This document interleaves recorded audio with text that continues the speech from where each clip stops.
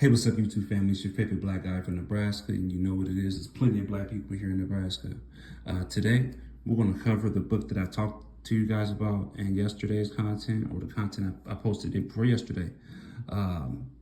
They were white and they were slaves. So, again, I'm going to continue to tell you guys this. www.archive.org, okay? If you want the information that I'm bringing to you in today's content, and my previous content, is free. Okay, you can do this the same way. All right, none of this costs. This information that they don't teach you in schools or teach you in college, or when you get your summa cum laude degree, you haven't heard of this stuff, because this stuff is things that they don't want you to know and understand. If you wanna hide something, you know what you do? You put it in the book. You put it in the book, okay? And there's no excuse for you not understanding and knowing, because we are in the age of information, and this information is free, okay? So we are on archive.org, okay? And you can find this information, and you can put in the search bar, they were white and they were slaves, and this book will come up. So I'm gonna read some of this book, The Untold History of the Enslavement of Whites in America. In early America, not just America, early America. So the word slave and black has unfortunately been married, and it has become synonymous. But unfortunately, they don't tell you about the other sides of slavery, and also indentured servitude, which white people have been slaves as well. White people and black people, which were Europeans, came over in early in America and were able to benefit from the restructuring of America. And that's something that they don't tell you as well. So we're going to go ahead and get into this book. I don't want to get too off into something else. Michael A. Hoffman is the author. They were white and they were slaves. The Untold History of the Enslavement of Whites in Early America. I'm going to read the introduction. There were two sorts. First, such as were brought over by masters of ships to be sold as servants, such as we call them, my dear, she says, but there are more properly called slaves. And that is a quote by Daniel Defoe, Moll Flanders.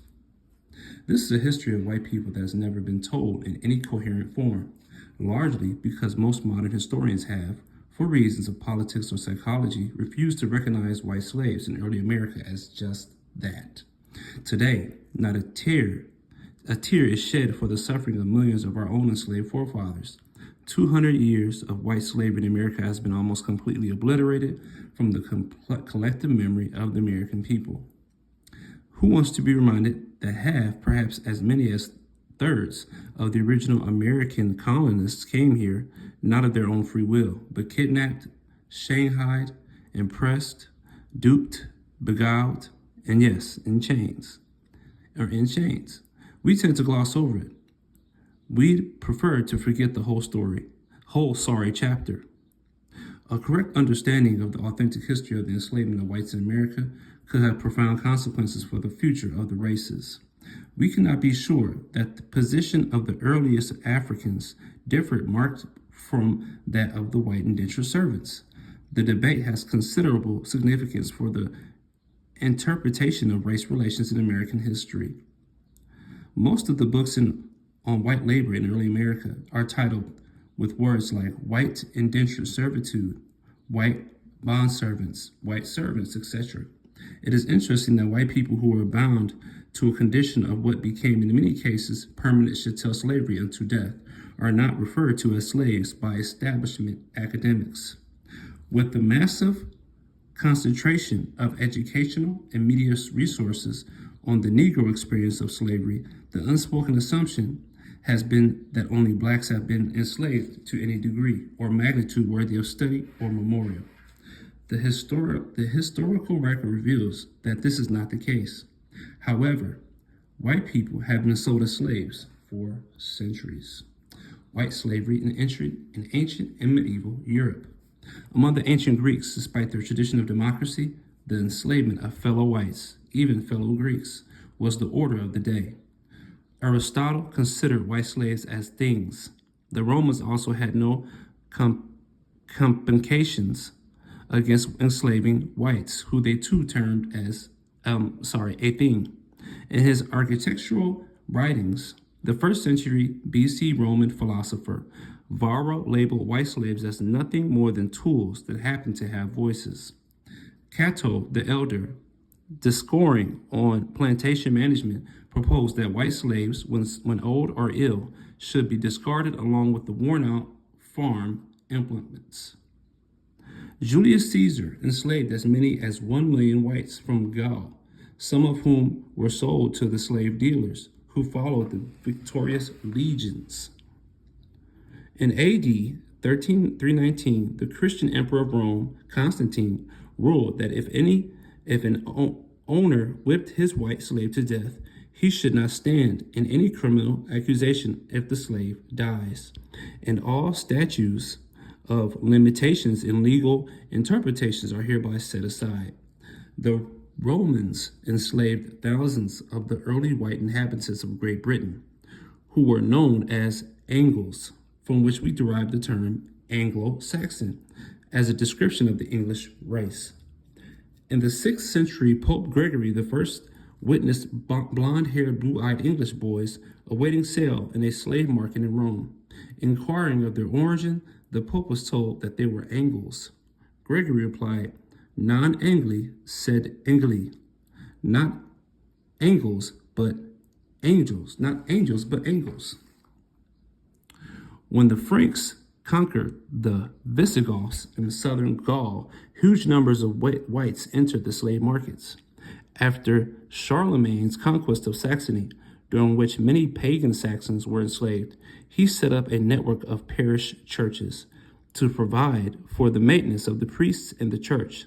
Those living in parish were to donate a house and land, as well as a male and female Saxon slave, to the church for every 120 people in the parish. Arabs and the traffic in white slaves. The trade in white slaves was one of the few sources of foreign exchange for Western European powers in a period when the East produced the goods that Europeans could not procure elsewhere.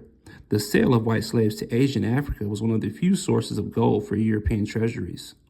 From the 8th to the 11th century, France was a major transfer point for white slaves to the Muslim world, when Rouen became the center for the selling of Irish and Flemish slaves. At the same time that France was a transfer point for slaves for the Muslim world, Italy was occupying much the same position. Venetians were selling slaves and timber across the Mediterranean. The slaves were usually slaves brought across the Alps. The Venetians were the earliest successful Italian sea traders, and because the profits on slave trade with the Muslims were lucrative, they resisted efforts to stop them. In return for their exports of timber, iron, and white slaves, they brought in Oriental luxury products, mainly fine cloths. The stereotype from establishment consensus history is of the Muslim slaver herding chained blacks through the desert. In fact, for several hundred years, until the fall of Muslim Spain, those being herded were first and foremost overwhelmingly white. Before the 10th century, the Muslims generally brought Christian Europeans as slaves, but the 10th century Slavs became the most numerous imported group, and that's where we get the word slave from, Slavs. During the late Middle Ages until the fall of Granada in late 15th century, most slaves of the Muslims were Christians from the northern kingdoms. In the vast lands of the Eastern European steppes, from the 8th to the 12th century, there was a well-developed slavery network, Slavs and Finns, called Saquilba, indiscriminately by the Muslims, entered the Muslim world for these Caspian and Black Sea routes. In the fate of the hundreds of thousands of white slaves sold to the Arabs were described in one Spanish text as atrocissima et ferocissima, most atrocious and harsh.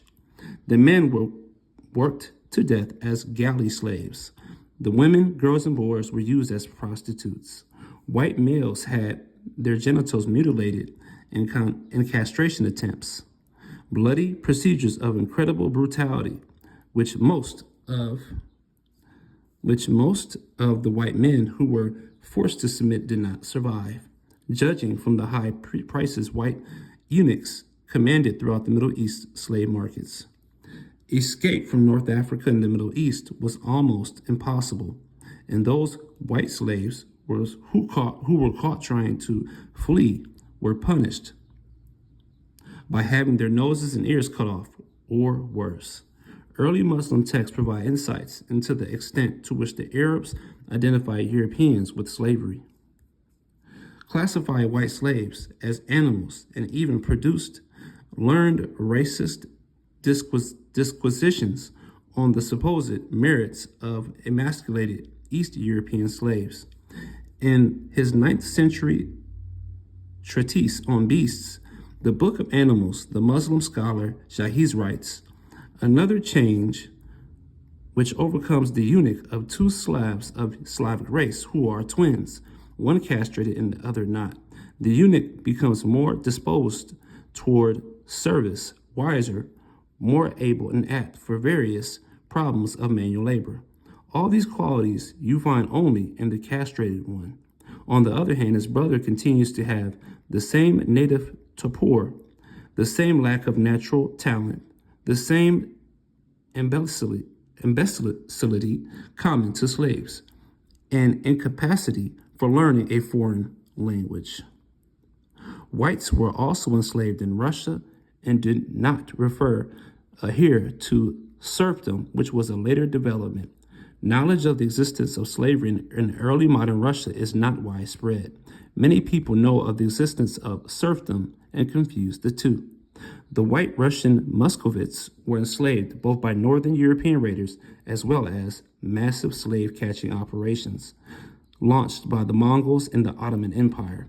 Russians also enslaved each other to such an extent that in 1571, an official slave chancellery was established, which formally codified white slavery as a Russian institution. White Viking slavers. I'm going to do Viking slavers, and then I'm going to cut it off from there, and we'll do a part 2. In the 9th century, the Vikings sold tens of thousands of whites to the Arabs of Spain, according to Michael Wood's book In Search of the Dark Ages. An Arab traveler of the time who came to Spain remarked on the great numbers of European slaves in harems and in the militia. The palace of the Emir, Cordoba in particular, had many white girls. Or these unfortunate people, the Vikings were undoubtedly a major source of supply. The Arabs in Spain saw the long-term potential of this trade, and as early as the 840s, sent a diplomatic mission to Scandinavia to put it on an organized basis. The most western component of early medieval slave trade in Europe was the British Isles. In the 11th century, the Vikings were active slave traders in Ireland. From Ireland, the Vikings took the slaves to be sold in Muslim Spain and Scandinavia, and even to be transported into Russia. Some may have been taken as far as Constantinople and the Muslim Middle East. The Norwegian slave trader was an important enough figure to appear in the 12th century tale of Tristan. Icelandic literature also provides numerous references to raiding in Ireland as a source for slaves.